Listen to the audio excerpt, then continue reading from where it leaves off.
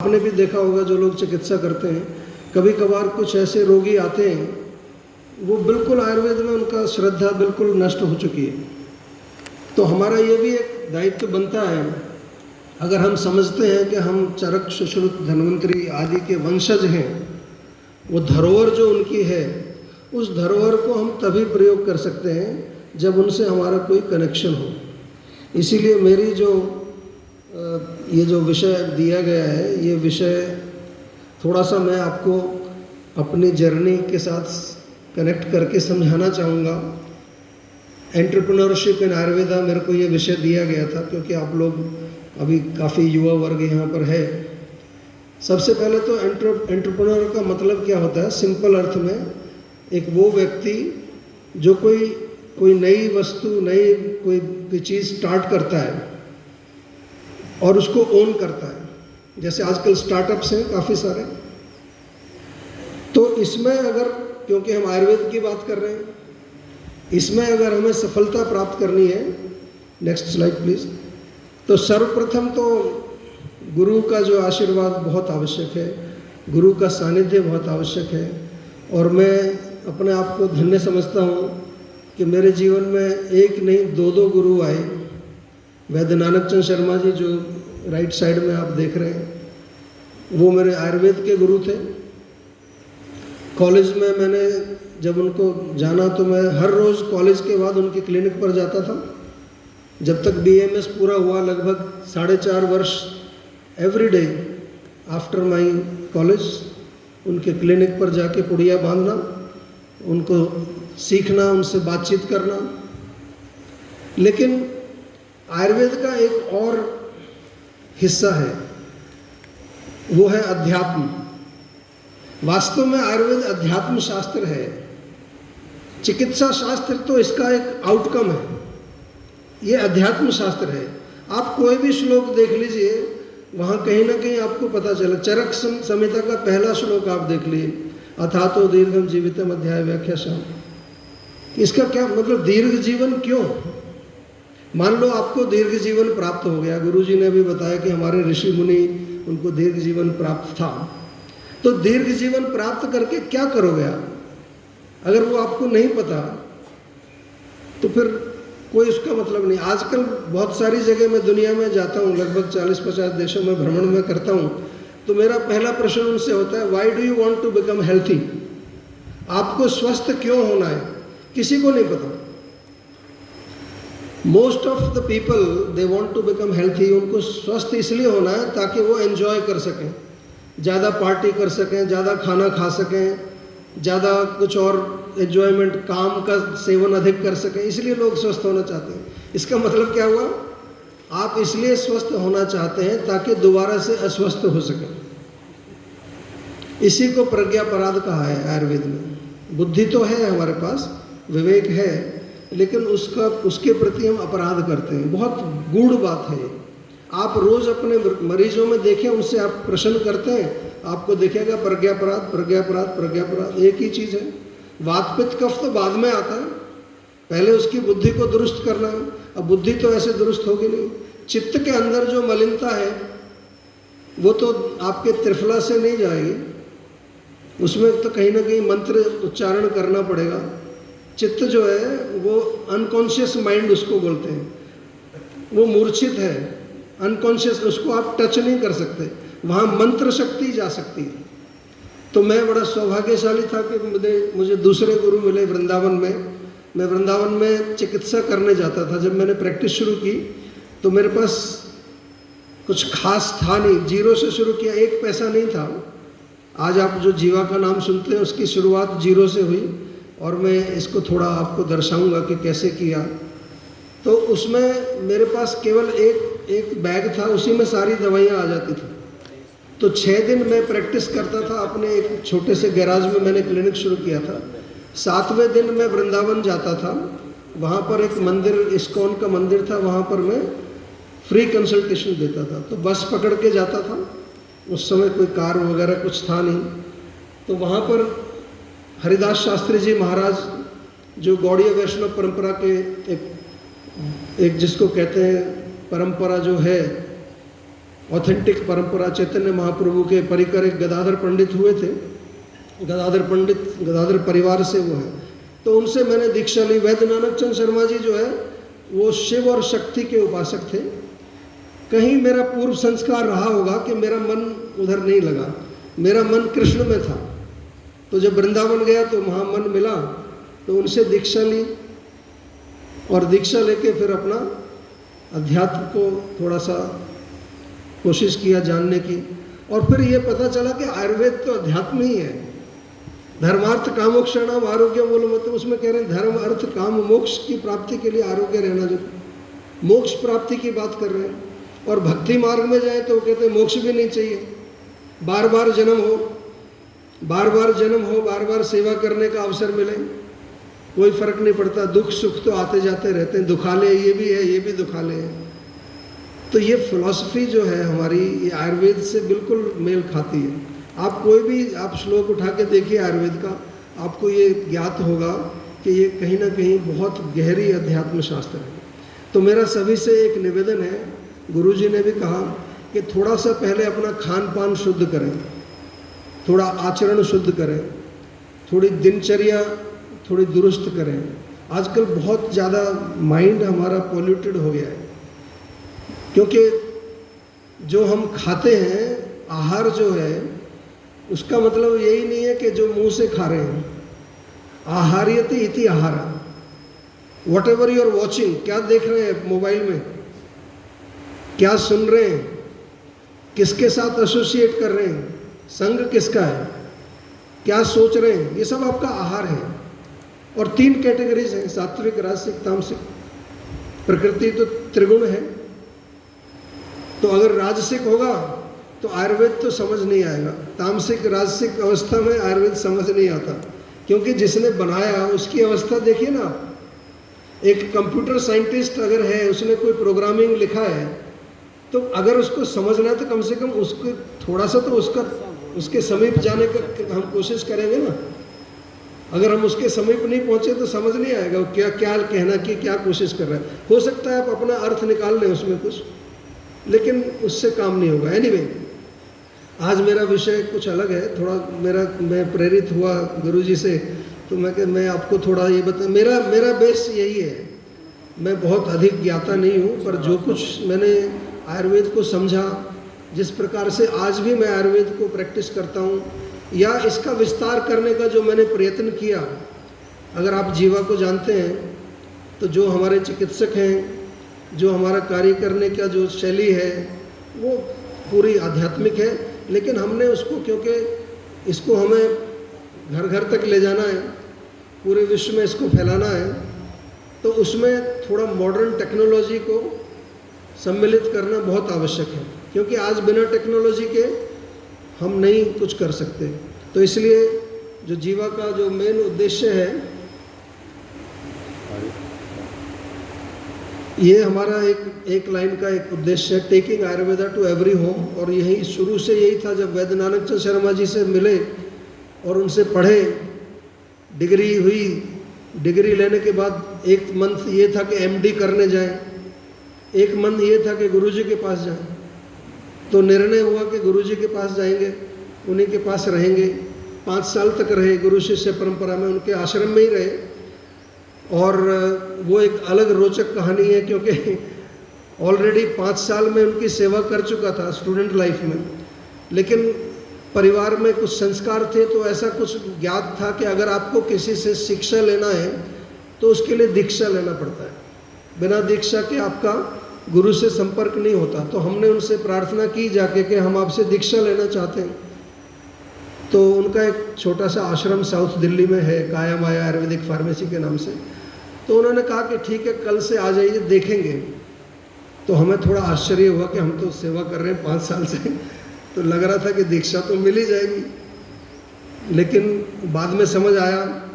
तो वहाँ जाके काम करना शुरू किया। सुबह आप लगा लीजिए, सुबह 7-8 बजे से रात को 7-8 बजे तक दिन भर काम, और हर प्रकार का काम, झाड़ू पोछा बर्तन। उनकी गाय थी, गाय सेवा, गौ सेवा करना, चारा काटना, एवरीथिंग। मतलब आप इमेजिन नहीं कर सकते। लेकिन मुझे इतना पता था कि गुरु से कुछ प्राप्त करना है तो उनकी कृपा चाहिए। उनकी कृपा तभी मिलती है जब सेवा की जाए। तो रोज़ जाते रहे। उनका एक बहुत अच्छा डायलॉग था, रात को जब मैं उनके चरण छूता था कि जी आज मैं जाऊं अभी, तो वो एक ही बात कहते थे कि बस आप चाहे 12 घंटे कितना मेहनत किया, तो ऐसा अंदर एक्सपेक्टेशन होता है ना कि थोड़ा आशीर्वाद मिलेगा, तो वो बोलते थे बस, फिर कहते थे अच्छा अच्छा अच्छा। तो समझ में आया कि अहंकार को नष्ट कर रहे हो। अहंकार को तो बहुत ज़बरदस्त तरीके से स्मैश करते थे। कई बार उनका एक कमरा था, 10-12 पेशेंट ऐसे बैठते थे, तो कई बार मुझे बुलाते थे कि आप दिल्ली यूनिवर्सिटी से आपने जो है डिग्री प्राप्त की है, आप आइए चेक करो इसको, पेशेंट को निरीक्षण करिए। तो हम निरीक्षण करते थे। पहले उनको बोलेंगे रोगी को, ये दिल्ली यूनिवर्सिटी के जो है ग्रेजुएट है, इन्होंने मेडल लिया है वहाँ से और ये बहुत अच्छे वैद्य हैं। लेकिन जब चिकित्सा करते थे, कुछ पूछते थे, फिर तुरंत मरीज के सामने बोलेंगे तुम्हें कुछ नहीं आता, तो बेकार हो तुम कहाँ से डिग्री लाए। तो ये अहंकार को उन्होंने फलित नहीं, मेरे को कभी भी उन्होंने 10 साल में उनके साथ रहा, कभी मेरे को उन्होंने ये नहीं कहा कि तुम बहुत अच्छा काम करते हो। बाद में जब मैंने अपनी चिकित्सा शुरू की तो कई वैद्य उनके साथ के वैद्य भगवान दास जी थे, वो एक बार मेरे पास आए, तो वो कह रहे थे कि नानक चंद जी आपकी बहुत बड़ाई करते हैं। तो मैंने कहा मेरे सामने कभी नहीं किया। एनीवे, ये बहुत महत्वपूर्ण बात है कि आपको आयुर्वेद या कोई भी वेद, कोई भी शास्त्र हमारा है, तो गुरुओं की ये थी। फिर 8 महीने तक लगातार ये चलता रहा। 8 महीने। 8 महीने के बाद नवरात्रि का समय था, वो देवी के उपासक थे। तो एक दिन उन्होंने बोला मेरे को कि आप ऐसा, कल आप बिना कुछ खाए पिए आ जाओ, कल आपकी मंत्र दीक्षा होगी। तो 8 महीने बाद दीक्षा हुई। उसके बाद मैं उनके साथ लगभग 5 वर्ष रहा और फिर मेरा मन नहीं करता था उनको छोड़ने के लिए। मैं कहता था मैं आपके साथ ही रहूँगा पूरा समय। घर वाले भी कहते थे अपना प्रैक्टिस शुरू करिए। उन्होंने मुझे ज़बरदस्ती कहा कि आप अपना प्रैक्टिस शुरू करो, और उन्होंने ही मुझे 2,500 रुपये की दवाइयाँ दी थी। अपनी क्लिनिक एक छोटी सी शुरू की। तो आपको मैं समझाना ये चाहता हूँ कि अगर आपको जीवन में सफलता चाहिए, नंबर 1 गुरु अवश्य चाहिए। गुरु कृपा से होता है, बिना गुरु कृपा के नहीं होगा। और गुरु ही ईश्वर है, गुरु ही धन्वंतरी है, गुरु ही चरक है, गुरु ही वाग्भट है। एक ही तत्व है, कोई अलग नहीं है। आपके अंदर भी, सबके अंदर वही बैठे हुए हैं। आपके पास जो रोगी आता है उसमें भी भगवान ही है। उस भावना से आप उसको देखिए। मैंने नानक चंद जी से पहला प्रश्न ये किया था, मेरे को बड़ा एक वो था इच्छा कि मैं एक अच्छा वैद्य बनूं। तो मैंने उनसे कहा कि आप ये बताइए कि एक सिद्ध हस्त वैद्य कैसे बना जाता है। मैं कुछ भी करूंगा, आप कोई भी साधना बताओगे। मैं आयुर्वेद में काफ़ी मेरा एक ये था कि कुछ भी करूंगा मैं उसके लिए। आपको शायद बहुत लोगों को मालूम नहीं होगा, मैंने शादी भी नहीं की है। मैंने आयुर्वेद से ही विवाह किया और आयुर्वेद के प्रति मैं समर्पित रहा। तो उन्होंने मुझे कई साधनाएं बताई, लेकिन सबसे सिंपल चीज़ उन्होंने कहा था कि जब रोगी आपके सामने आता है, आपका भाव क्या है, आप किस भाव से उसको देख रहे हो। अगर आपके अंदर भाव है कि ये इसका रोग दूर हो जाए, तो आधा रोग दूर हो गया उसका, शुद्ध भाव। और आप कहीं, आपका भाव कहीं और है, माइंड कहीं और है, बस आप ऐसे ही देख करके अपने बैठे हुए, आइए चलो जी दवाई ले लो, यानी उससे नहीं होता। तो ऐसी ऐसी चीज़ें हैं जो आज दोबारा से मेमोरी रिफ़्रेश हुई। मैं सर आपसे संपर्क करना चाहूँगा, क्योंकि मैं भी आजकल दैव विपाश्रय पर काफ़ी काम कर रहा हूँ। और अभी मेरे को ये एहसास हुआ है कि वास्तव में युक्ति विपाश्रय कोई बहुत बड़ी चीज़ नहीं है। सत्व वजह और दैव विपाश्रय ही असली चिकित्सा है, खासतौर से आज के युग में। आज हर व्यक्ति को मानसिक प्रॉब्लम है। 90% of the patient that come to us on the clinic, they have a problem in their mind, और ये संख्या बढ़ती जाएगी आगे। तो अभी मैं आपको थोड़ा सा कुछ बताऊंगा कि पहले तो आजकल ग्लोबल डिमांड बहुत बढ़ गई है आयुर्वेद की, आप सभी जानते हैं। क्योंकि आयुर्वेद का एक दोबारा से एक पुनर्जन्म हुआ है, विशेष तौर से पिछले 10 वर्ष में, जब से आयुष मंत्रालय बना। आदरणीय प्रधानमंत्री जो हमारे मोदी जी हैं, उनका पर्सनल उसमें काफ़ी इंटरेस्ट रहा। और जो आम लोग हैं उनका भी एक इंटरेस्ट जो है नेचुरल होलिस्टिक मेडिसिन में बढ़ा है, रिकग्निशन हुई है, एक्सेप्टेंस भी हुआ है। लोग आज पहले नहीं मानते थे आयुर्वेद को। जब हमने प्रैक्टिस शुरू की तो उस समय ये धारणा थी लोगों की कि वैद्य एक बुजुर्ग व्यक्ति होते हैं, कोई बुढ़ा सफ़ेद बाल वाला वैद्य होता है। तो मैं उस समय धोती कुर्ता पहन के तिलक लगा के बैठता था। तो कई बार रोगी आते थे तो पूछते थे आपके पिताजी को दिखाना है, कहाँ मिलेंगे। उनको विश्वास ही नहीं था कि ये वैद्य हो सकता है। तो आजकल तो खैर बदल गया समय, अभी आप लोग प्रैक्टिस कर सकते हैं, पैंट शर्ट में भी कर सकते हैं, कोई दिक्कत नहीं है उसमें। रिकग्निशन बढ़ा है, digital health, telemedicine, e commerce.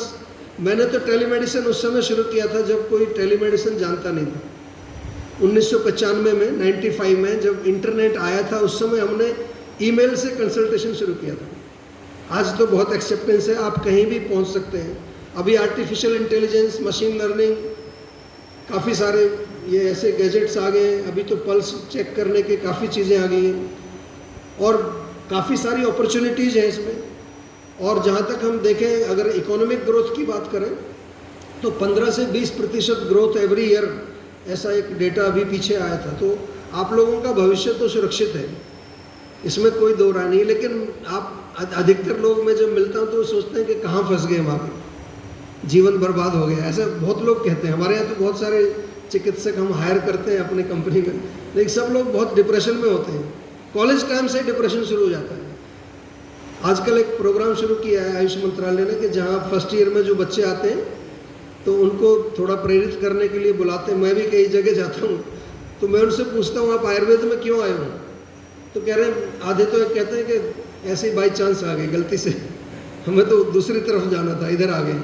लेकिन आप लोग तो अब आ गए ना ऑलरेडी, अब तो आ गए हो, अब तो कहीं जा नहीं सकते, तो इसलिए घबराना नहीं है। अभी मैं कुछ बताता हूँ आप क्या कर सकते हैं, सफलता मिलेगी। देखिए मैं हमेशा कहता हूँ if I can do it you can also do it. मेरा कोई बैकग्राउंड नहीं है आयुर्वेद में, हमारे पिताजी खेती बाड़ी करते थे, गांव में रहते थे, कोई कनेक्शन नहीं दूर दूर तक। तो कैसे हुआ, क्यों हुआ, ऑफ कोर्स गुरु कृपा है, भगवान कृपा है, लेकिन उसमें थोड़ा पुरुषार्थ भी तो करना पड़ता है, बिना पुरुषार्थ के थोड़ी होगा। तो अभी मैं आपको बताना चाहता हूँ क्या क्या हम कर सकते हैं। पहले आपको थोड़ा अपॉर्चुनिटीज़ क्या क्या हैं, नेक्स्ट इसको एक एक करके आप क्लिक करते रहिए। आप प्रैक्टिस कर सकते हैं, ये तो एक सरल चीज़ है, लेकिन प्रैक्टिस के अलावा नेक्स्ट जो है रिसर्च डेवलपमेंट, आजकल बहुत अपॉर्चुनिटी है इसके अंदर। आप यहाँ से केवल भारत में नहीं, विदेशों में भी ऐसी यूनिवर्सिटीज़ हैं।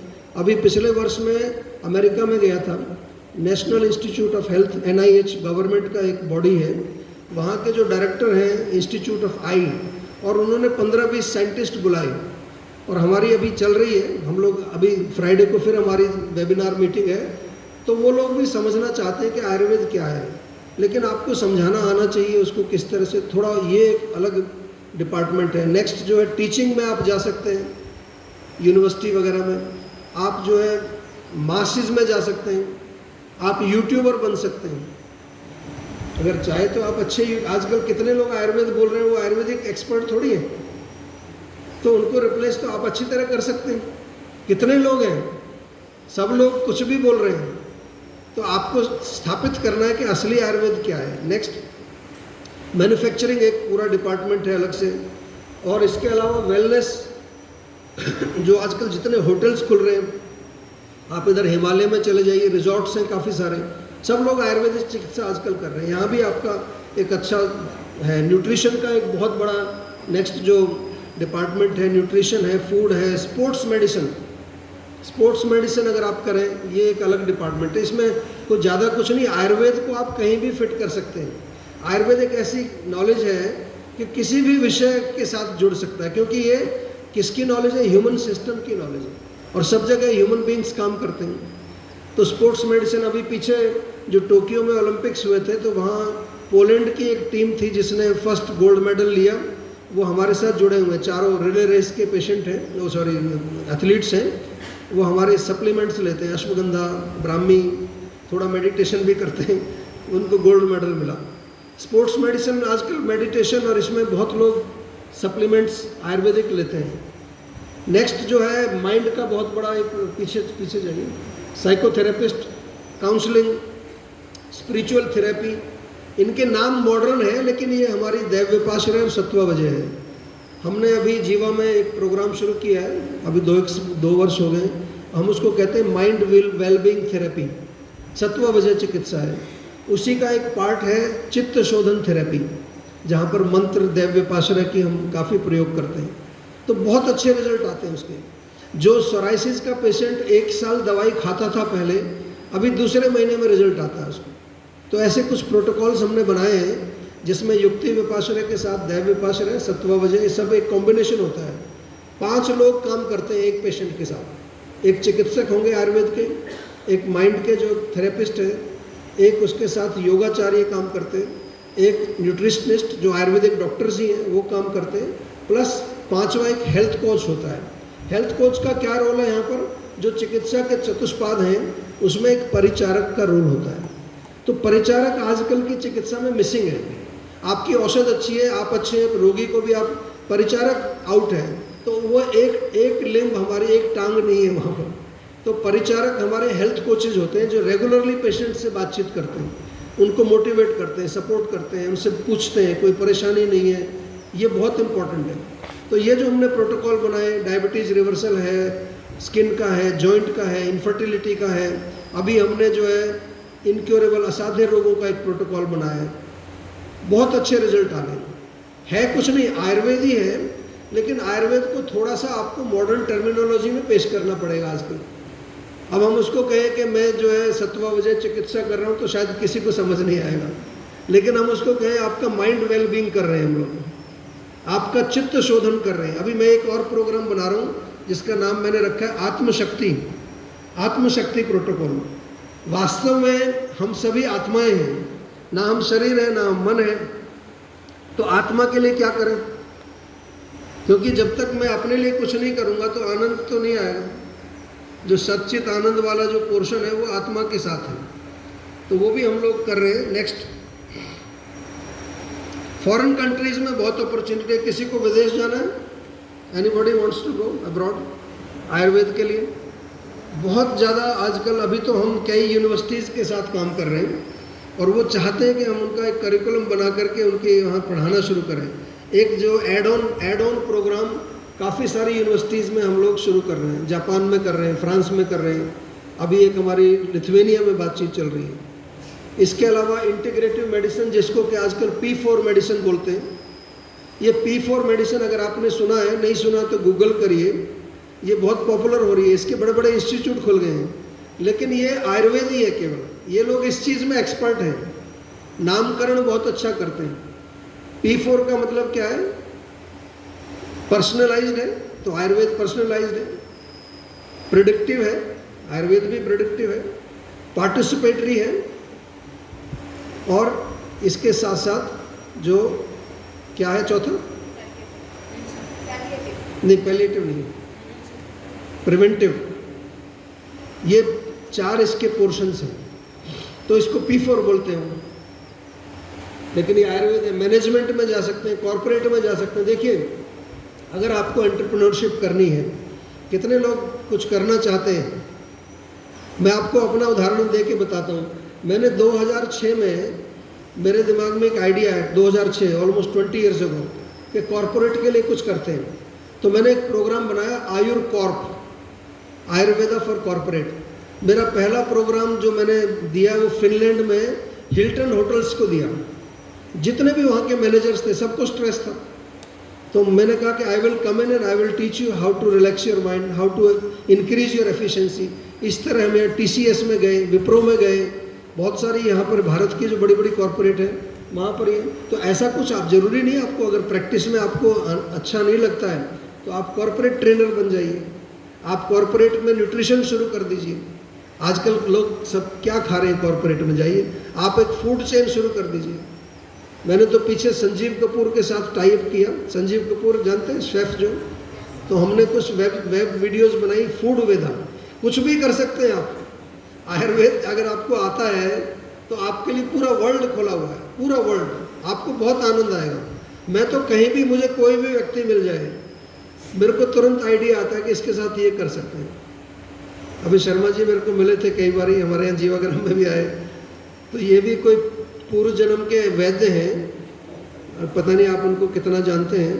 तो मैं अभी सोच रहा था कि मेरे पास एक बार लिथुआनिया के हेल्थ मिनिस्टर आए, उनकी टांग में दर्द था, घुटने में, बहुत साल पुरानी बात है। तो वो हेल्थ मिनिस्टर थे और वहाँ के टॉप के कार्डियोलॉजिस्ट थे। वो जब यहाँ आए छड़ी पकड़ के आए थे, 15 दिन पंचकर्म किया, छड़ी यहीं पर छोड़ गए। फिर वो कहने लगे कि मैंने 75 साल अपने जीवन के वेस्ट कर दिए। उनको जब आयुर्वेद थोड़ा पढ़ाया तो कहते हैं मैंने तो, he was a physician of Russian president, उसके पर्सनल कार्डियोलॉजिस्ट थे वो। उसने फिर 3 किताबें लिखी है आयुर्वेद को थोड़ा ले करके। तो शर्मा जी से हमें भी काफ़ी प्रेरणा मिलती है कि ऐसे लोग, वास्तव में अगर मॉडर्न मेडिसिन के लोग आयुर्वेद के साथ जुड़ जाएं तो हम एक बहुत अच्छा मॉडल बना सकते हैं। हमने अभी जापान में एक प्रोग्राम शुरू किया है, मेरे साथ कम से कम भी 10 डॉक्टर जुड़े हुए हैं।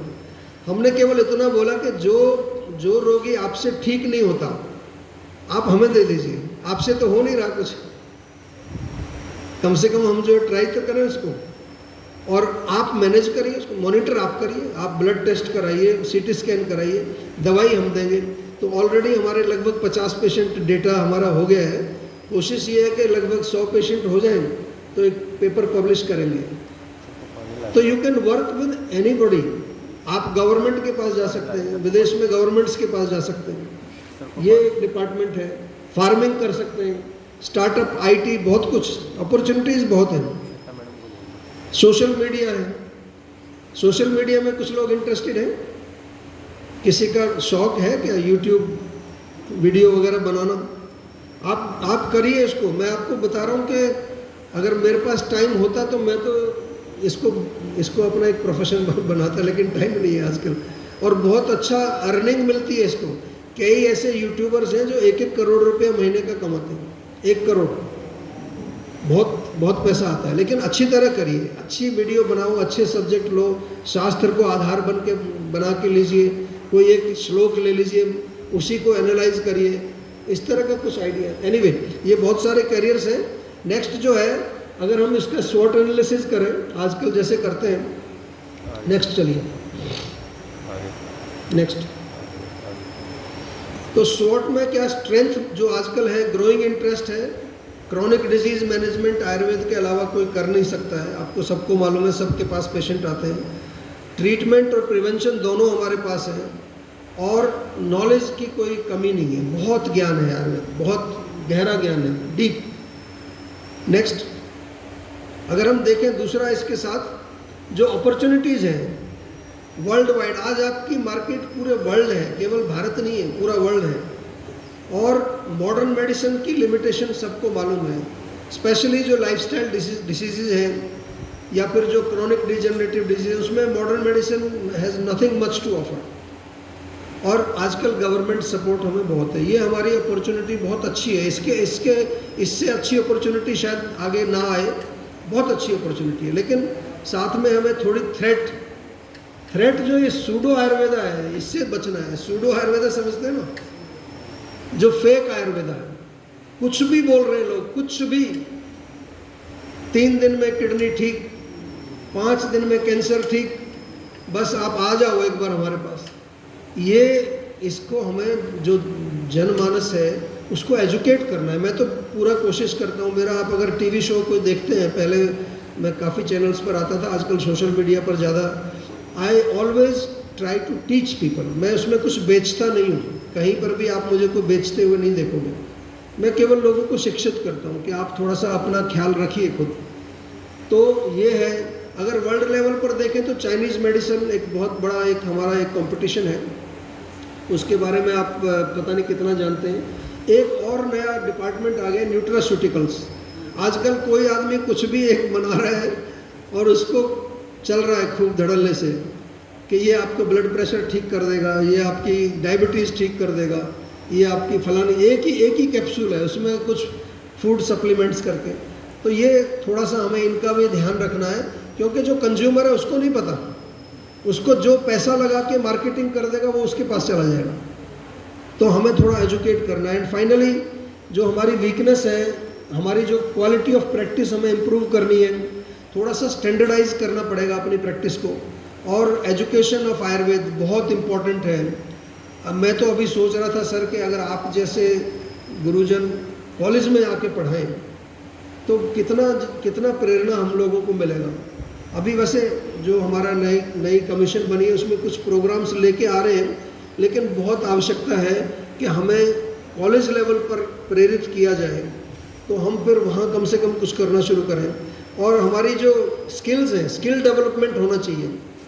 कॉलेज के टाइम पर हमें कोई IIM के कोई लेक्चर दिलवाए, कोई टेक्नोलॉजी के लोग आए, कोई फेमस यूट्यूबर्स आए कॉलेज में, वो लोग आके कुछ बताएं।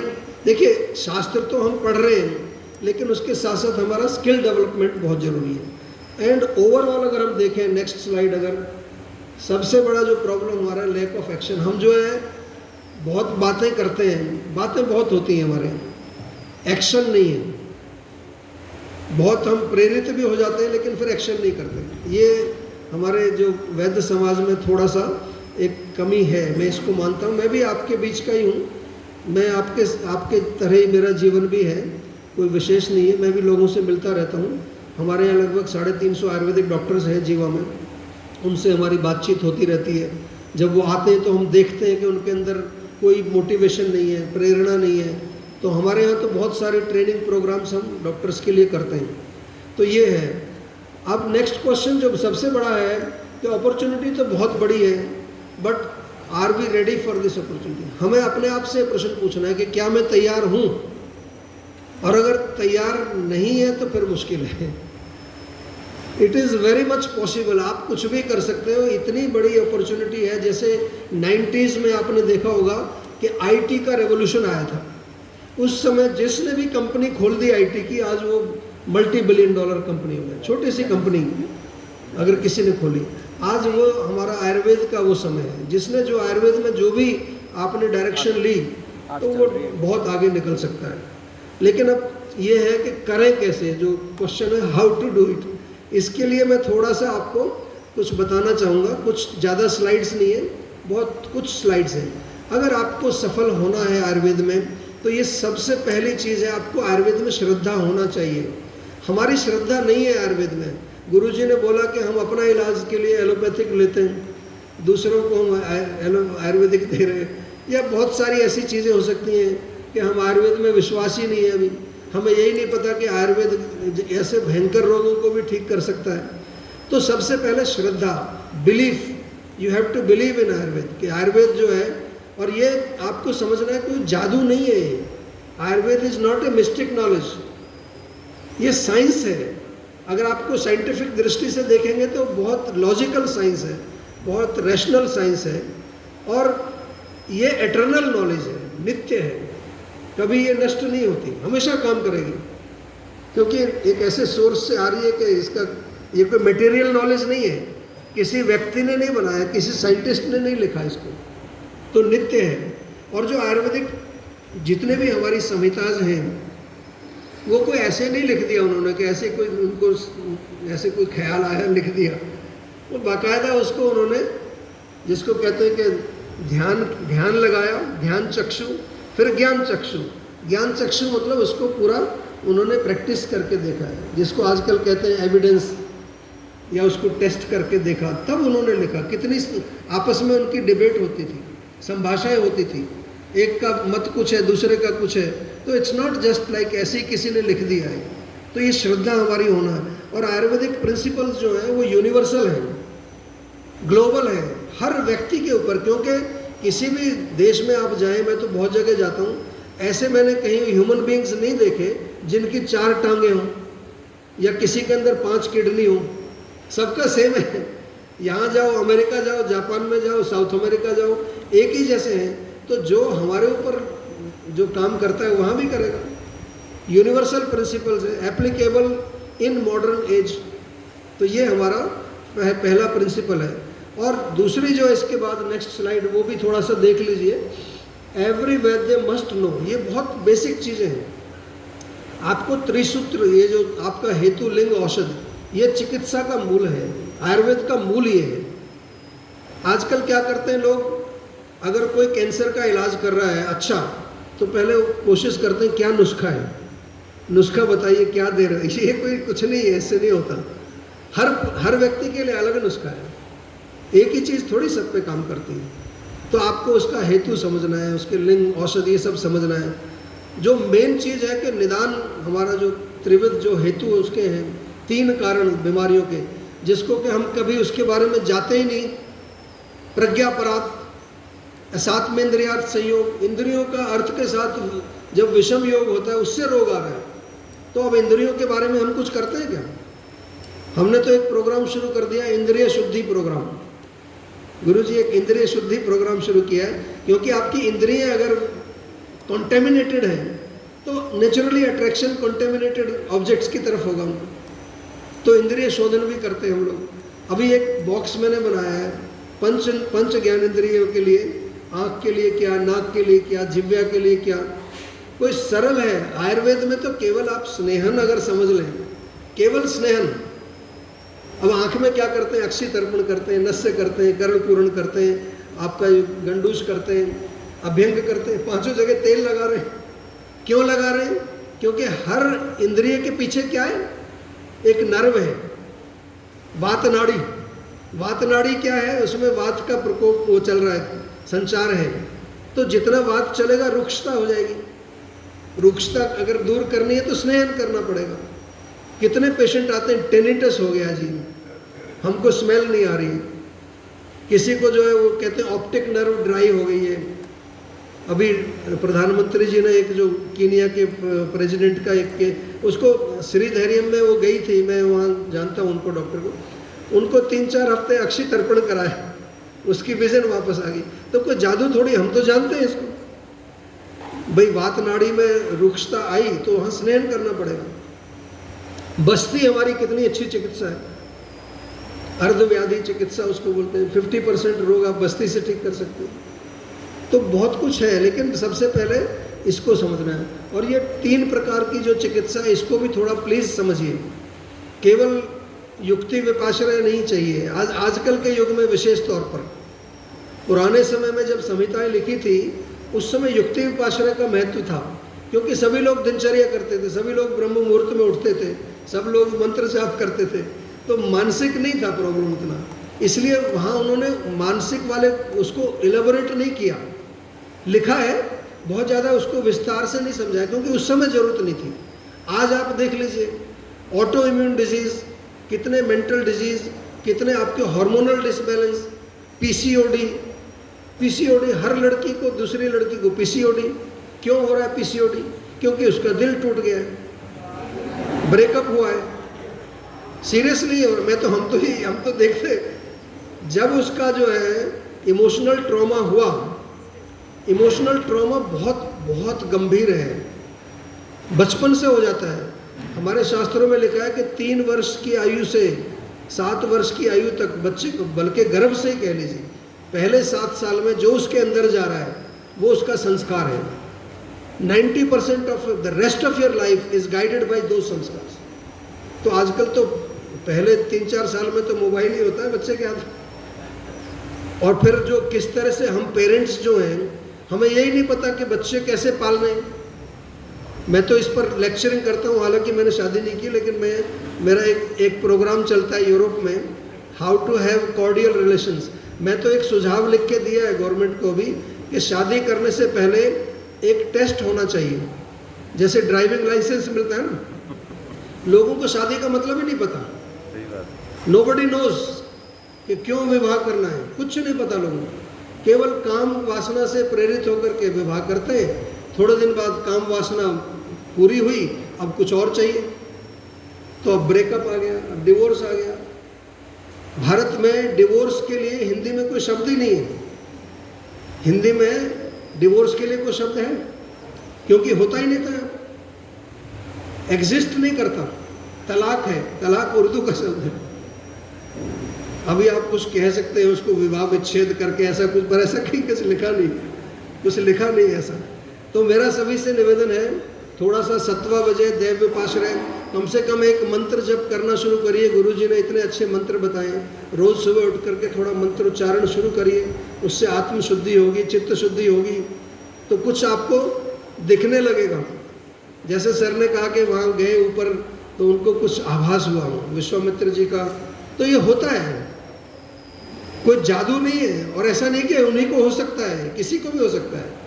आपको थोड़ा अपनी शुद्धि करनी है ना। अभी हमारा चित्त मलिन है। जितना आज मानसिक विकार है, depression, anxiety, stress, bipolar, schizophrenia, कुछ भी नामकरण कर दीजिए, अगर मानसिक लेवल पर देखेंगे तो रजोगुण तमोगुण है, कुछ नहीं है। आप सत्वगुण बढ़ाइए और थोड़ा इमोशनल लेवल पर, चित्त के लेवल पर जाएंगे तो चित्त की मलिनता है, गंदे संस्कार हैं। गंदे संस्कार कैसे शुद्ध करोगे? केवल मंत्र उच्चारण से होगा। मंत्र का अर्थ ही यहाँ है।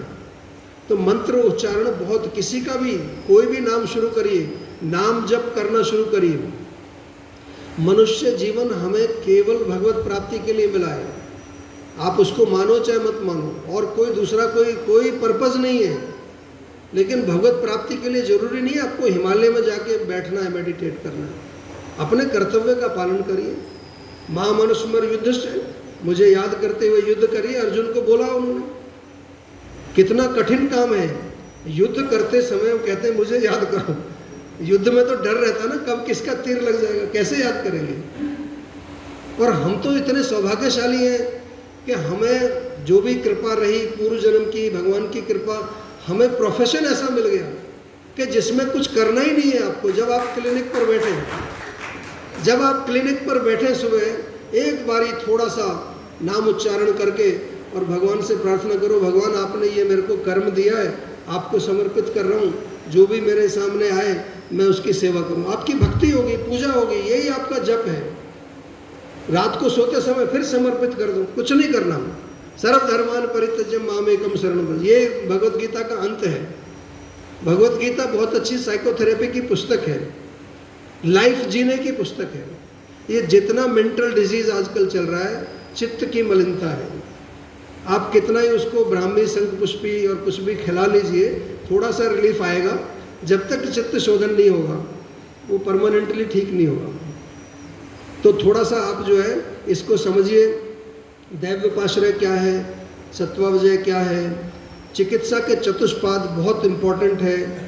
वैद्य के गुण आपने सबने पढ़े होंगे, उसमें से 3 गुण का तो अर्थ समझ में आता है कि आपको ज्ञान होना चाहिए, ज्ञाता है, आपको थोड़ा अनुभव, एक्सपीरियंस हो, और आप जो है दक्षता होनी चाहिए, निपुणता होनी चाहिए।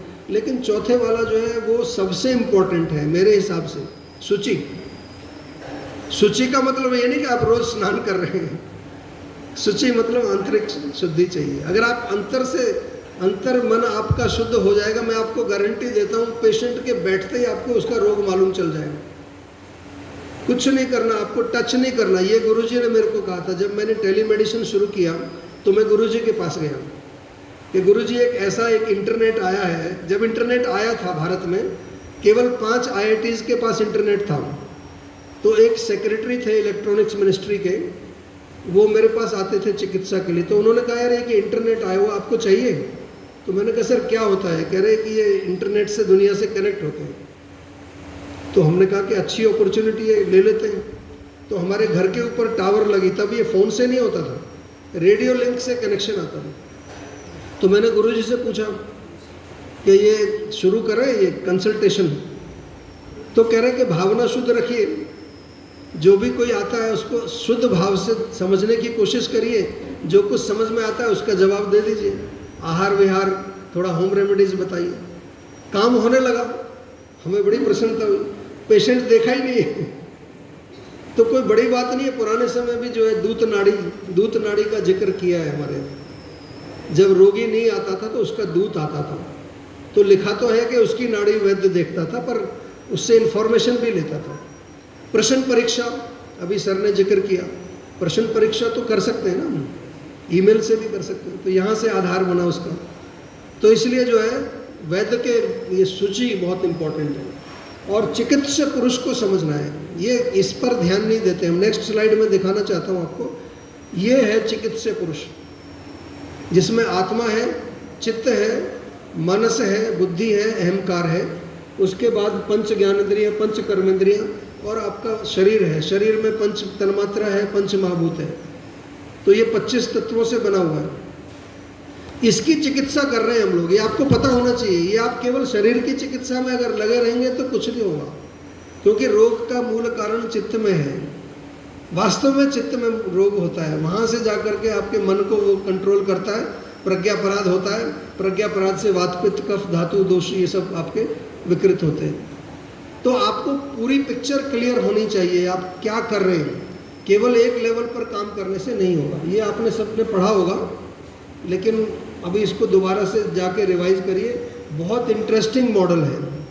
जब आपकी आँख कुछ चीज़ देखती है सामने, आँख ने देखा चॉकलेट खाते हैं ना लोग आजकल, या रसगुल्ला, गुलाब जामुन, जैसी आँख ने देखा सिग्नल जाएगा मनस जो है एकदम चित्त में जाके, जो हार्ड डिस्क कंप्यूटर की होती है, वहाँ पर प्रोसेसिंग होगी। एक वहाँ संस्कार पड़ा हुआ है रसगुल्ले का, वो रसगुल्ले का संस्कार बहुत फास्ट होता है काम, तो वो उधर से प्रेरित करेगा कि यस टेस्टी है खाना। लेकिन बीच में बुद्धि को रखा है, देखो कितना अच्छा रखा है। बुद्धि डिसाइड करेगी, विवेक डिसाइड करेगा खाना है या नहीं खाना है। अगर आपकी सात्विक बुद्धि है तो आप सही डिसीजन लेंगे, राजसिक तामसिक है तो फिर तो यहाँ तक पेट भरा हुआ है पूरा, वैसे तो यहाँ तक भरना ही नहीं चाहिए। आयुर्वेद कहता है त्रिभुज कुक्षी, उसी हिसाब से खाना चाहिए। अब तो यहाँ तक भरते हैं, क्योंकि खड़े होके खाते हैं, पार्टी में जाते हैं ना, खड़े होके खाते हैं तो थोड़ा इलास्टिक है, वो थोड़ा नीचे फिसल जाता है। लेकिन उसके बाद भी लास्ट में कोई आएगा आपका फ्रेंड, अरे आइसक्रीम तो खाई नहीं, अब यहाँ तक भरा हुआ है, सांस नहीं आ रहा है। चरक में लिखा है जब सांस ना आए, बात ना कर सकें, हंस ना सकें, इसका मतलब गलत है, तो वो भी खा जाते हैं। क्योंकि बुद्धि रजस है, मोबाइल में लगी हुई है, रजोगुण में है तो काम ही नहीं करेगी। तो ये सारा व्यापार चल रहा होता है हर एक्शन में। तो इसको समझना है और फिर रोगी को समझाना है। समझ आ रहा है? आजकल मेरा ये विषय है, इसमें ज़्यादातर इसी पर भी फ्रांस में मैं गया था, 2 हफ्ते मैंने माइंड के ऊपर ही लेक्चर दिया। पूरा ये चित्त, अहंकार बहुत बड़ी प्रॉब्लम है।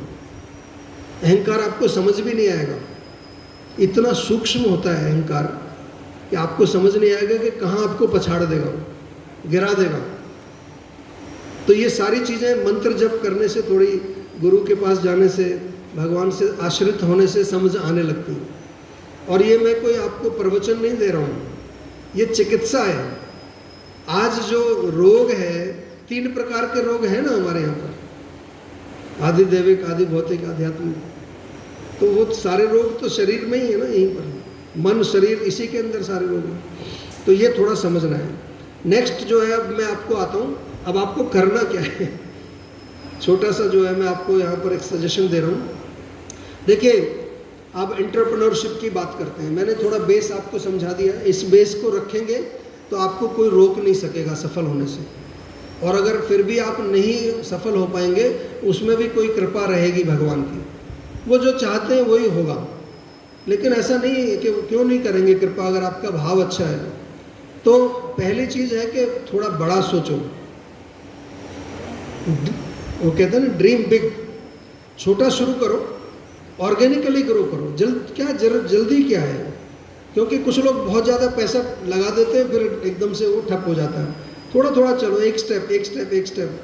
मेरा तो यही तरीका है। मैं तो आज भी मेरे पास बहुत लोग आते हैं, बड़ा ऑफर लेके आते हैं, आपको हम 100 करोड़ देते हैं, 500 करोड़ देते हैं, आप बड़े हो जाओ। मैंने कहा फिर क्या होगा? मेरा मन और ज़्यादा स्ट्रेस में होगा। अभी मैं शांति से रहता हूँ, आराम से रहता हूँ, अपनी दिनचर्या कर पाता हूँ, तो मेरे लिए ठीक है जैसा ग्रोथ हो रहा है। और सबके लिए करना है तो फिर एक आदमी का 1 मैन शो नहीं होना चाहिए ना।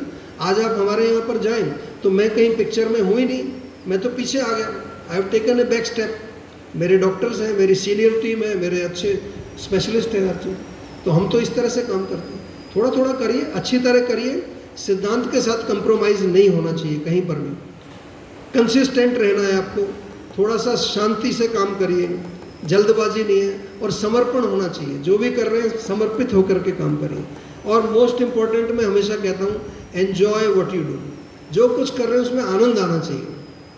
अगर आनंद नहीं आएगा तो बोर हो जाओगे, आप बोर हो जाओगे, थक जाओगे, फिर आपको जो है लगेगा कि यार कब 5 बजे और कब मैं घर जाऊं क्लिनिक बंद करके। तो वो नहीं है, आनंद आना चाहिए कि आपको लगे कि क्लिनिक मेरी खुली रहे हमेशा। और out of the box, think out of the box, कुछ अलग करो, भेड़ चाल नहीं चाहिए। सब लोग एक ही काम कर रहे हैं, अरे कुछ अलग करना चाहिए। और ऐसी कोई चीज़ जो किसी ने नहीं की आज तक, बहुत सारी चीज़ें ऐसी। मैंने गर्भ संस्कार, हमारा एक प्रोग्राम है, ठीक है, कुछ नहीं, थोड़ा शब्द का हेरफेर है। आज से 15 साल पहले मेरे दिमाग में आया एक प्रोग्राम शुरू करते हैं, आयुर्बेबी, आयुर्बेबी प्रोग्राम, बहुत अट्रैक्टिव नेम है। कम से कम भी 25 देशों में आजकल आयुर्बेबीज हैं। हमने उनको बोला कि भाई आप कोई आपके घर आता है, मान लो संडे को किसी को आपने बुलाया घर पर, तो आप उसके लिए कितनी प्लानिंग करते हैं कि ये राजमा बनाएंगे, चावल बनाएंगे, ये बनाएंगे चीज़ें। जब बच्चा पैदा करते हैं तो कोई प्लानिंग नहीं, वो तो ऐसे ही हो जाता है।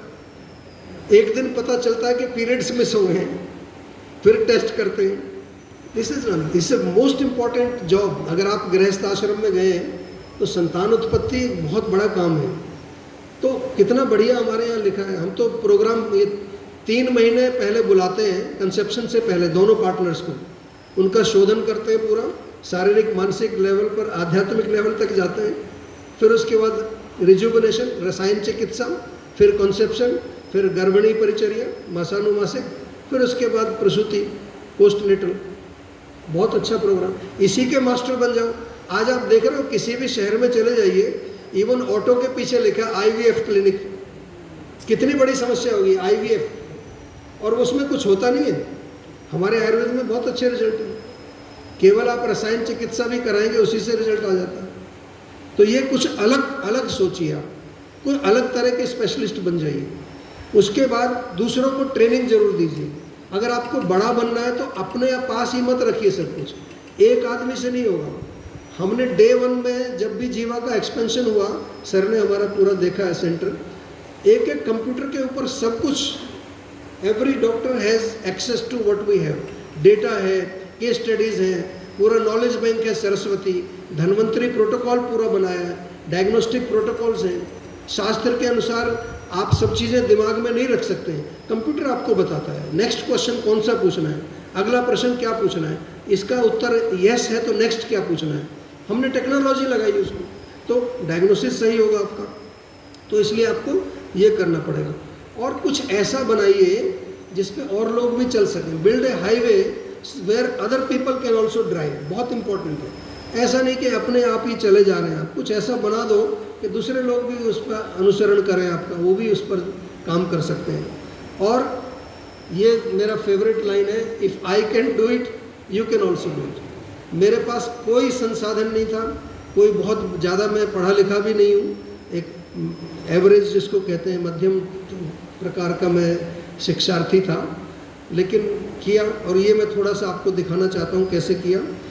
एक तो सबसे पहले मैं बताऊँ आपको, जीवा जो है केवल आयुर्वेद में ही काम नहीं करता है, हम लोग शिक्षा में भी काम कर रहे हैं। हम एक स्कूल चलाते हैं, एक यूनिक टाइप का स्कूल पिछले 30 वर्ष से, जहाँ हर बच्चे को अपनी प्रकृति मालूम है, वात पित्त कफ, उसके अनुसार वो अपना खान पान लाइफस्टाइल बनाता है।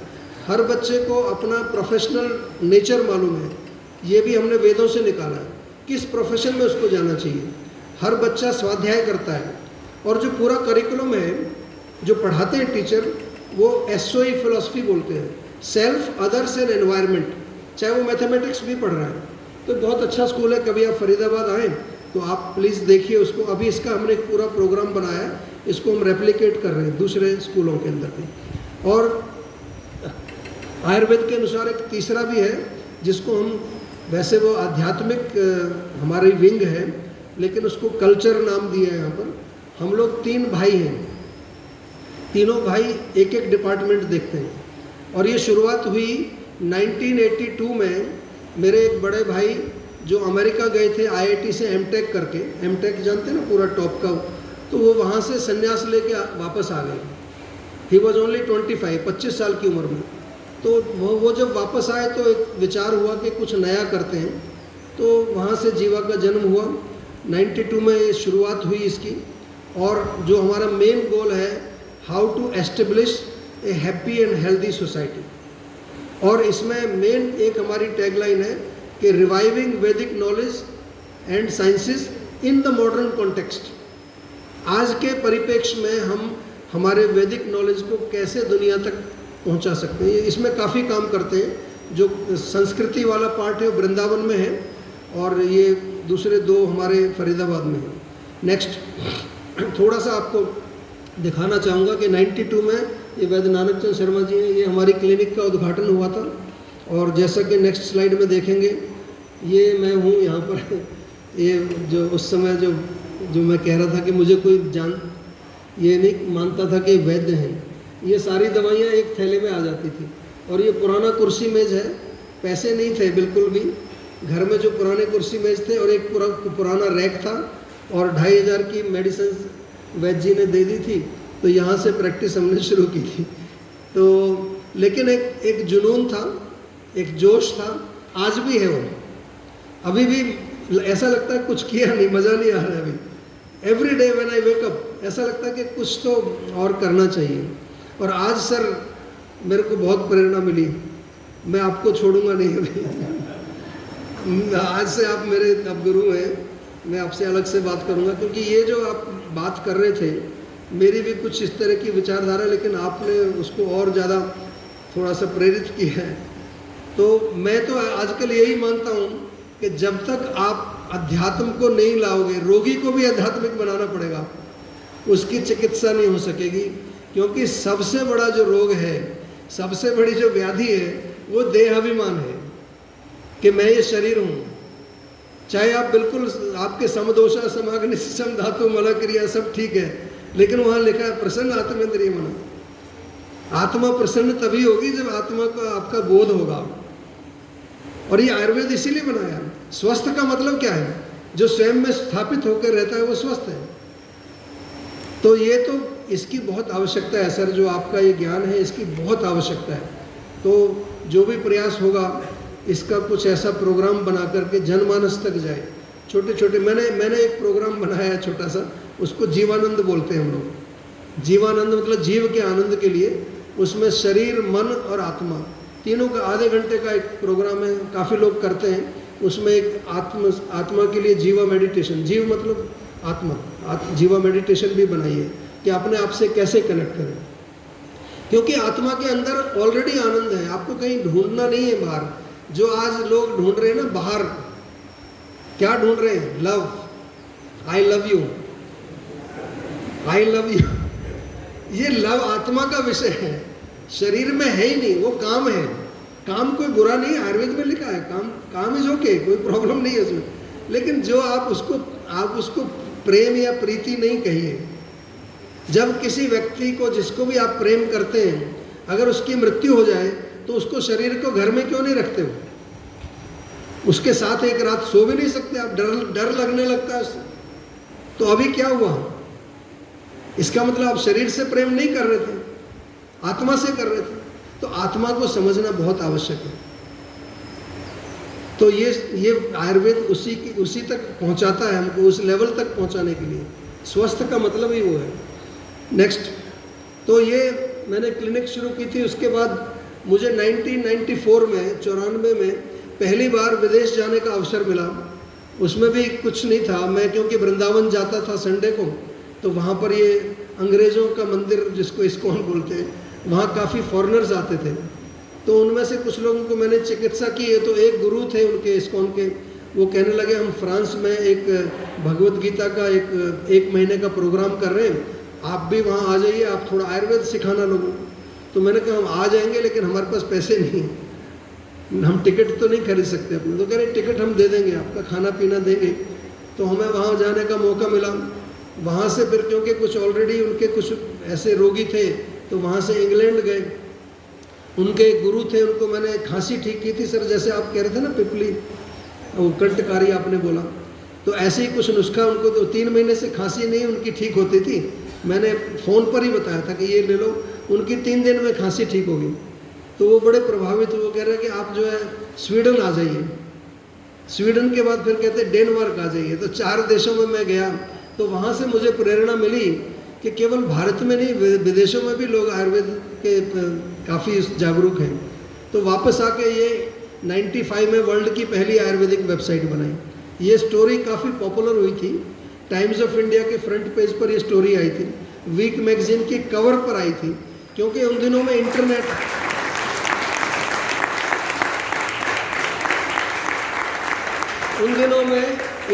अपने आप में स्टोरी थी, और इंटरनेट पर आयुर्वेद, ये तो एक अजब स्टोरी थी। तो लोग तो स्टोरी ढूंढते ना, जर्नलिस्ट, तो उसका यही हेडिंग आया था, नाउ च्यवनप्राश गोज ऑनलाइन।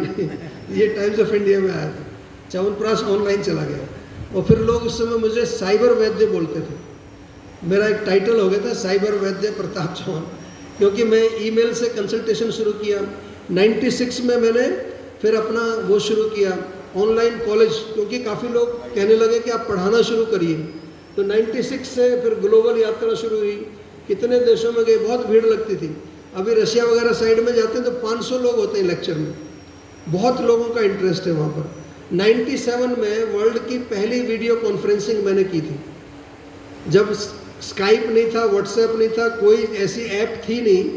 तो हम लोग दिल्ली जाते थे, वहाँ बैठ के लेक्चर देते थे, स्टूडेंट स्वीडन और तंजानिया में बैठे हुए। वो अलग टेक्नोलॉजी थी, बट आयुर्वेद की वर्ल्ड की पहली आयुर्वेदिक कॉन्फ्रेंस 97 में की। फिर कम से कम 100 देशों के पेशेंट जो है वो हमारे पास आने लगे ईमेल से, अभी देखा नहीं किसी को। उस टाइम बहुत सारी टेक्नोलॉजी हमने जो है डेवलप की कि पेमेंट कैसे मंगाएं, कोई दवाई मंगा रहा है, उस टाइम तो ये सारा सिस्टम था नहीं, क्रेडिट कार्ड वगैरह, तो फैक्स आता था, फैक्स पर साइन करके भेजते थे, वो अलग अलग दुनिया थी। आजकल तो आपके पास बहुत कुछ है। और जब ये वेबसाइट मैंने बनाई, मैंने खुद HTML सीखा, ये लैंग्वेज जो वेब पेज बनाने का। तो मैं उस समय लगभग 4 घंटे सोता था बस। पहले 5-6 साल जब मैंने शुरू किया ये इंटरनेट, तो 4 घंटे सोता था। फिर मैंने एक आयुर्वेदिक डॉक्टर एक रखी, उसके लिए मैंने सोचा ये आयुर्वेदिक लाइफस्टाइल नहीं है, थोड़ा चेंज करना पड़ेगा। तो आज भी वो डॉक्टर मेरे साथ काम करती है। तो फिर हमने ये नेक्स्ट जो है ऑनलाइन इंस्टीट्यूट शुरू किया। उसके बाद एक बहुत इंटरेस्टिंग आइडिया, ये जो मैं बता रहा हूँ कि कैसे आउट ऑफ द बॉक्स सोचना चाहिए आपको। उसके बाद एक आइडिया आया कि जो गांव में लोग रहते हैं, जहाँ पर जो है कोई चिकित्सा का कोई संस्थान नहीं है, वहाँ पर अच्छे वैद्य भी नहीं है, तो हमने एक ऐप बनाया। उस टाइम स्मार्टफोन नहीं थे, नो स्मार्टफोन्स, नोकिया के फ़ोन पर जावा एप्लीकेशन से एक ऐप बनाया। और ये आइडिया मैंने कॉपी किया था डोमिनोज से। कॉपी कर सकते हैं आप कहीं से आइडिया। डोमिनोज वाले पिज़्ज़ा डिलीवर करते थे घर पे, तो ये देख रहे हो लड़का है, मैंने ऐसा ही एक बनाया पिज़्ज़ा डिलीवरी बॉय। उसको एक स्कूटर दिया, वो एक फ़ोन लेके गांव में जाता था और उससे वो फॉर्म भरवाता था पूरा, chief complaints, past history, family history, digestion, bowel movements, वो सारा फॉर्म भर के वो कंप्यूटर पर आता था, जैसे ईमेल से आता था। उसको हम एनालाइज करते थे और एनालाइज करके फिर अगले दिन उसको घर पे डिलीवरी दवाई की हो जाती थी। टेलीडॉक इसका नाम रखा मैंने। और टेलीडॉक को, next slide, world summit award मिला 2003 में।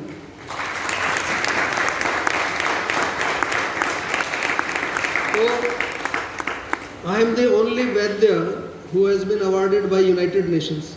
136 देशों की एंट्रीज थी ई हेल्थ कैटेगरी में, उसमें हमारा ये टेलीडॉक फर्स्ट प्राइज प्राप्त किया सर। तो एनीवे, इससे ज़्यादा कुछ होता नहीं है, प्राइज से थोड़ा सा मोटिवेशन मिलता है, लेकिन हमारा उद्देश्य था कि आयुर्वेद को कैसे फैलाएं। तो हमने ये मॉडल को रेप्लिकेट करने के लिए कोशिश की। पैसा अभी भी नहीं था, छोटी सी गैराज में प्रैक्टिस अभी भी कर रहे थे। बहुत लोगों के पास अप्रोच किया, किसी को समझ नहीं आया। आजकल तो इन्वेस्टर बहुत हैं, आजकल आप स्टार्टअप शुरू करो तो 10 इन्वेस्टर आ जाएंगे। उस टाइम किसी को, हम टाइम से आगे चल रहे थे, किसी को समझ नहीं आया। ई कॉमर्स, टेलीडॉक, आयुर्वेद, एक तो चलो मॉडर्न मेडिसिन हो तो समझ में आता है, आयुर्वेद और टेलीडॉक, टेलीमेडिसिन नहीं समझ, किसी ने कुछ नहीं किया। फिर हमने सोचा कि कैसे हम पब्लिक तक पहुँचें, तो उसका आउटकम था कि एक टेलीविज़न शो शुरू किया। पैसा तब भी नहीं था, कहीं से पैसा इकट्ठा करके 2006 में 10 दिसंबर को पहला टीवी शो ऑन एयर आया। इसमें पर्पज़ ये था कि लोगों से बातचीत करेंगे और उनको बोलेंगे अगर आपको कोई भी प्रॉब्लम है तो इस नंबर पे कॉल करिए। उस टाइम मोबाइल फ़ोन आ गया था, काफ़ी लोगों के पास मोबाइल फ़ोन्स थे, तो ऐसी कोई समस्या नहीं थी। तो जब ये हमने शुरू किया तो मेरे साथ एक ही डॉक्टर काम करती थी जो ईमेल का रिप्लाई करती थी। पहले दिन 15 कॉल्स आए, उसके बाद कॉल्स बढ़ती गई, डॉक्टर्स बढ़ते गए। आज हम वर्ल्ड का लार्जेस्ट आयुर्वेदिक टेलीमेडिसिन चलाते हैं। आपको मालूम है पूरी दुनिया में लगभग 6 से 8 हज़ार पेशेंट्स को रोज़ कंसल्ट करते हैं और दवाइयाँ भी भेजते हैं। लगभग 100 देशों में हमारी दवाइयाँ जाती हैं। तो ये नेक्स्ट स्टेप था। उसके बाद अगर हम देखें तो हम 3 एरियाज़ में काम करते हैं, चिकित्सा में, एजुकेशन में, और जो आजकल जिसको हम रिजुवनेशन या वेलनेस कहें, प्रोडक्ट्स वाला जो एरिया है उस पर मैं ज़्यादा नहीं गया। मेरे को बहुत लोगों ने कहा प्रोडक्ट्स में आइए, आपकी ग्रोथ अच्छी हो जाएगी, आप 500 करोड़ के हो जाएंगे, 1000 करोड़ के हो जाएंगे, ऐसा लोगों ने बोला। तो मैंने कहा कि चिकित्सा में ही फोकस करते हैं। चिकित्सा में मेहनत बहुत होती है, आप लोग जो चिकित्सा करते हैं आपको पता है बहुत मेहनत होती है, और आपको पेशेंट लाना एक बहुत बड़ा मुश्किल काम होता है। प्रोडक्ट तो एक प्रोडक्ट बनाया, आपने बना दिया कि इससे पीसीओडी ठीक हो जाएगा, इससे आपका सिरोसिस ठीक हो जाएगा, इससे डायबिटीज़ ठीक हो जाएगा, उसकी एडवर्टाइजमेंट करो, बिकने लगता है। लेकिन हमने ये सोचा कि वो हमारे सिद्धांत के साथ कॉम्प्रोमाइज़ हो जाएगा, क्योंकि चिकित्सा जो है वो ओवर द काउंटर नहीं है। हाँ, आप च्यवनप्राश बेचिए, थोड़ा कोई डाइजेस्टिव त्रिफला बेच दिया, कोई डाइजेस्टिव कोई चीज़ बेच दी, वो ठीक है, वो हमारे पास भी हैं, ऐसे प्रोडक्ट्स हैं हमारे पास। कुछ हमने कॉस्मेटिक्स बनाए, वो हम ऑनलाइन इसमें बेचते हैं अलग से। लेकिन मेन हमारा जो है चिकित्सा में हमारा टेलीमेडिसिन है, हमारी क्लिनिक्स हैं, अभी 80 क्लिनिक है पूरे भारत में। Every clinic is very well, उसमें पूरा टेक्नोलॉजी है, डॉक्यूमेंटेशन है, लगभग 30 लाख पेशेंट्स का डेटा हमारे पास है। जीवाग्राम हमारा वर्ल्ड क्लास एक आयुर्वेदिक हॉस्पिटल है, आप कभी फरीदाबाद आएँ तो ज़रूर आप विजिट करिए, बहुत अच्छा एक स्टैंडर्डाइज्ड है। लेकिन आप जब जाएंगे वहाँ तो आपको ऐसा फीलिंग नहीं आएगा कि हॉस्पिटल है, बिल्कुल घर जैसी फीलिंग है, क्योंकि जीवा की 5 हमारी कोर वैल्यूज़ हैं, उसमें सद्भाव एक रखा है हमने। एक प्रकृति है, एक संतुलन है, एक प्रमाण है, एक सद्भाव है, और लास्ट है सक्षम। जो भी आता है जीवाग्राम में उसको हम सक्षम बनाते हैं, एम्पावर करते हैं कि वो वापस जाए तो जीवन में कुछ बदलाव उसके आना चाहिए। तो ये जीवा आयुर्वेदा है। और इसके अलावा टेलीमेडिसिन के कुछ अगर मैं फ़ोटोज़ दिखाऊं तो आप देखेंगे ये सब लोग जैसे गाँव में बैठे हुए हैं, ये सब डॉक्टर्स हैं। मिट्टी की टेबल बनी है, नीम की लकड़ी है, ऊपर बेम्बू लगे हुए हैं, तो ऐसा नहीं कि वो बड़ा फ्री माहौल है, आयुर्वेदिक है पूरा। और नेक्स्ट, ये सब सस्टेनेबल उससे बनाया गया है, और लगभग 1800 टाउन्स और सिटीज़ में हम लोग मेडिसिन भेजते हैं। काफ़ी जो सर्विस प्रोवाइडर्स हैं, एयरटेल, वोडाफोन, इनके साथ भी हमारी पार्टनरशिप है। नेक्स्ट, ये मैं आपको ऑलरेडी बता चुका हूँ। काफ़ी लोग मेरे से पूछते थे, अब तो नहीं पूछते क्योंकि अब तो टेलीमेडिसिन सभी कर रहे हैं। पहले मेरे को ये क्वेश्चन पूछा जाता था कि यार आप आयुर्वेद में कैसे टेलीमेडिसिन कर सकते हो, आयुर्वेद में तो नाड़ी देखनी चाहिए। अभी थैंक्स टू पेंडेमिक अब तो लीगल हो गया है, अभी सभी लोग टेलीमेडिसिन कर रहे हैं।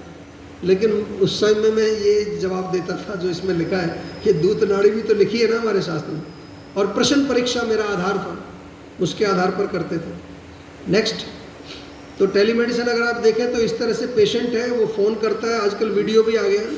उसके बाद नेक्स्ट, फिर उसकी दवाई बना करके उसके घर भेज दी जाती है। और अभी हमें नेक्स्ट, ये हमने एक थोड़ा इंडिया बुक ऑफ रिकॉर्ड्स में एक रिकॉर्ड बनाया, एक दिन में 8000 कंसल्टेशंस का रिकॉर्ड हमारा है।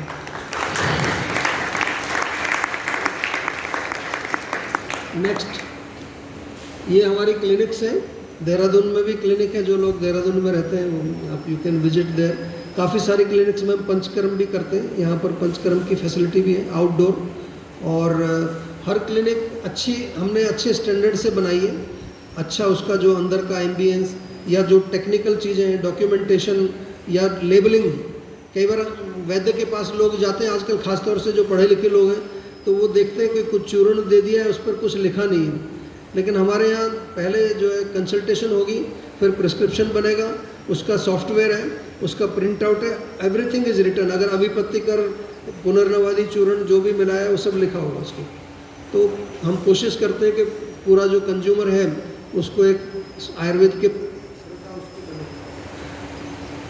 नेक्स्ट, ये again I am coming back to the same thing. ये लास्ट में मैं यही बताना चाहता हूँ कि ये जितना भी मैंने आपको जो बताया जीवा का, वैद्य इसकी चिकित्सा का केंद्र है, बिना वैद्य के नहीं चलेगा।